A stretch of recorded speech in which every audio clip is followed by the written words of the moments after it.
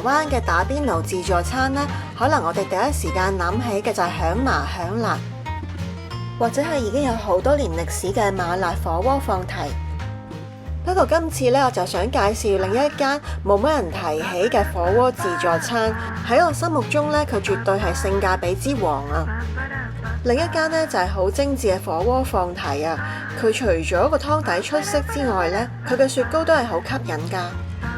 最後呢，就係一間出晒名好難預約嘅麻辣鍋，好想試下佢有咩咁犀利啊！舊年呢，我哋睇一個 YouTuber 介紹呢，台灣有一間叫做小福利麻辣鍋嘅鋪頭，佢係享賓集團旗下嘅品牌，即係同享郁集係同一間公司啦。最大特色呢，就係佢嘅自助餐規格啊！除咗好出色嘅生肉海鮮部分之外呢，佢仲被稱為係被火鍋耽誤嘅熱炒店，有好多好精緻嘅熱食之外呢，仲有佢最出名嘅拔絲地瓜。所以今年再嚟台灣嘅時候呢，我決定要食多2次小福利啊！今日呢，我哋又嚟到小福利呢食麻辣鍋啊！呢度呢係自助餐嚟嘅。咁我上次就試咗呢一個都幾好味，汕頭呢個。佢有分唔同價位嘅，主要呢就係肉類同海鮮唔一樣啦。咁但係呢，如果譬如蔬菜啊，或者出邊攞嘅熟食都係一樣嘅。我呢就嗌咗最平嗰個餐。咁呢度最出色呢，就係除咗佢啲食材新鮮之外呢，熟食都好唔錯。尤其是呢一個拔絲地瓜呢最出名啊，甜品嗰啲呢都好豐富。呢度呢有醬料區啦，飯啊咖喱，跟住呢仲有呢個好味嘅呢個魚皮，同埋呢個點麻辣湯好味嘅。呢度呢就根據呢揀咩價位呢，就有唔同嗰個肉咯。咁我哋上次食過呢個好味，跟住呢自助區都有好多嘢拎㗎喎。佢有牛柏葉啦、牛肚啦、呢個魚滑啦，有醉雞魷魚，仲有呢個係青口。呢度呢就係平時嗰啲丸啊、蔬菜咁樣咯。呢個呢就係熟食區啦，即係唔使殺嘅。我上次呢最中意食就係呢一個，一定要食。呢個拔絲地瓜呢度王牌嚟嘅。仲有呢個呢雞翼啊，好味啦！呢個丸子同埋有鹽酥雞啊、蘿蔔糕，仲有啲排骨啊啲咁。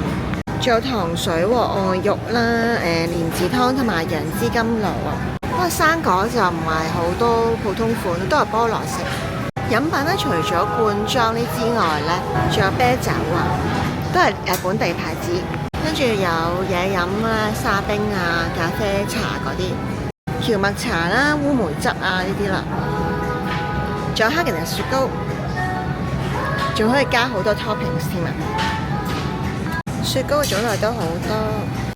呢個呢，就頂級雙降牛啊！美國牛嚟嘅，不過我就覺得今日啲牛呢冇上次咁靚啊，啲雪花冇咁均勻。佢仲有一款呢係牛肩肉啊，如果中意冇咁肥嘅呢，呢個都唔錯。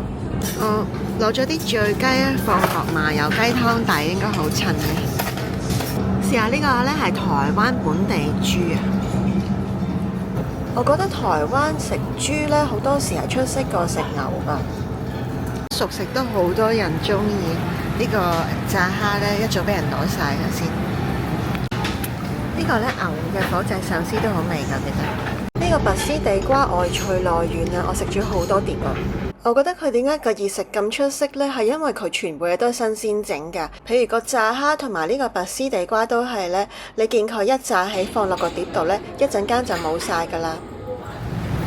今日晏晝呢，我哋嚟呢度打邊爐。咁呢間鋪頭呢，喺台北呢都有好幾間分店㗎。平日嘅午餐會平少少㗎，每位768蚊。呢間係放題嚟嘅，咁你要嘅食物呢，就喺張紙度剔咗交俾店員，但係雪糕呢，就係上樓上度拎嘅。好少呢見到係樽裝嘅汽水。如果飲酒嘅話呢，要另外加錢嘅。但係其實自助吧呢都有好多飲品揀喎，譬如呢個沙冰啦，或者凍檸茶或者咖啡，你就自己喺呢個度攞兜筆嗰啲醬料啦。咁佢好似有 XO 醬添。XO 醬唔係成日都有㗎，跟住有呢個花生粉。佢咧會問你咧，你中意鴨血定豆腐咧，兩樣都要咧，定係咁咧就任加嘅。我哋叫咗呢個咧就一邊麻辣鍋，一邊就養生鍋。咁多款咧，應該呢款賣相最好啦，就係小牛菲力。跟住呢個咧就係我哋嗌咗其他嗰啲配料咯。嗌老油條嚟索湯咧就最正㗎啦。我覺得咧食過咁多樣嘢咧，呢個最出色啊，係澎湖小卷，係好細隻嘅魷魚仔咁，但係食落去咧好鮮味嘅。另外咧，我覺得佢啲牛肚啊都幾出色，好入味。呢個鮑魚咧細到不得之了，睇下咁細隻嘅，佢好似係一開始就係熟咁咯，覺得唔知係咪咧？佢呢度咧好似隱藏咗另一間雪糕店咁啊！呢度咧就係雪糕吧，咁職員咧會幫你筆嘅，咁你可以揀咧自己想要咩味咯。我見咧後面有個好似蜂蜜嘅板啊，咁咧佢側跟流啲蜜糖出嚟，好搞笑，唔知係咪淋落啲雪糕度食㗎咧？喂，佢幫你筆到好靚，仲設計到咁樣添喎，原來咧2樓仲多雪糕喎。佢呢個雪糕佢幫你筆嘅時候咧，會放啲糖喺面啦，跟住再揾火槍燒下佢，好精緻㗎。呢間火鍋咧，我覺得都唔錯啊，樣都幾平均，湯底又好味，海鮮都 OK， 係牛肉咧就爭啲啦。咁嗰個雪糕真係好出色啊！佢咧雪糕超級多款啊，仲有職員咧幫你筆完之後整到靚靚咁。不過咧，我諗如果夜晚咧，可能要訂位，因為頭先咧我哋冇訂位，佢原先咧就俾出邊我哋坐即係吧台嗰啲，咁啊冇咁舒服啦。不過因為冇乜人咧，佢都可以幫我哋換個第二個位。今晚咧，我哋試下喺西門町呢間火鍋尖記，係預約困難店嚟嘅，我好似早1個月 book 噶啦。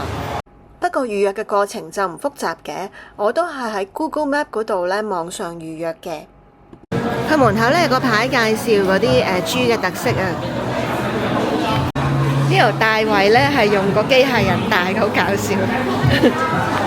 呢度咧係 QR Code 點餐嘅，佢有一個好處咧，就係有啲肉嘅份量咧可以揀半份啊。咁因為我哋咧去台灣食好多餐噶嘛，如果唔想一餐食飽晒嘅話咧，咁可以少少咁樣嗌咯。呢個咧就係小鍋啊，咁我揀咗鴛鴦，一個係辣，一個係豬骨。尖記麻辣鍋咧最出名係佢嘅湯底啊，有一種好獨特嘅藥膳味啦，而佢嘅鴨血咧滑到好似布甸咁啊，好正。佢呢度推薦嘅煎醬咧就係香油加醋或者蛋加醋都得。仲有咧好多網友推介烏門汁啦，咁麻辣鍋嘅唔少得油條啦，跟住呢個咧就係花枝蝦醬啊，即係有啲墨魚同埋蝦攪埋咁樣咯。呢個咧就係好多網友推介台灣嘅牛胸肉啊，佢話咧你唔好睇白色以為好油喎，其實佢係骨膠原嚟㗎，佢係7分骨膠原3分瘦肉。隔離呢個咧就係台灣嘅鬆板豬。呢個牛胸肉咧係正㗎，食落去咧完全唔會覺得成口油，反而有啲爽彈嘅感覺。啲丸啊、水晶餃呢啲可以嗌半份，呢個係牛肉，台灣牛肉丸啊，超大粒喎。呢個咧係飯後甜品啊，今日咧係黑糖冰淇淋喎，好似話日日嘅口味都唔一樣喎。咁跟住咧佢就再俾埋張單我哋啦。食咗咁多嘢咧，大概1600幾啦。雖然佢唔算好平，但係我覺得如果中意台式古早味嘅朋友咧，一定要嚟試下。如果係 fans 嘅話咧，仲可以買啲周邊商品走添。如果大家中意今次嘅介紹，記得點讚、訂閱、分享同留言。有興趣都可以 follow 我 IG，我間唔中都會 post 啲 stories 㗎。我哋下次再見，拜拜。